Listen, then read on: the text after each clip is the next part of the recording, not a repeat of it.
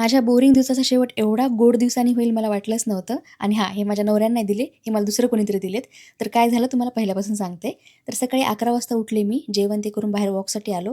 कारण बाहेर ऊन पडलं होतं आणि सध्या हॉलिडे वगैरे चालू आहे, तर सध्या निवांत चालू आहे. काही कामाचं प्रेशर वगैरे काही नाही आहे एवढं.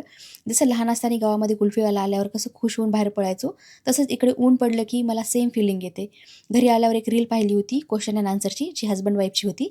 मी म्हटलं चला आपण अशी रील बनवूया काहीतरी. पण माझे हसबंड म्हटले नाही. मग माझा खूप मूड ऑफ झाला. मी हॉलमध्ये येऊन बसले, ग्रीन टी वगैरे बनवली होती, मूव्हीज पाहत बसले आणि मस्त थोडंसं ऊन वगैरे होतं तर तिथेच बसले होते.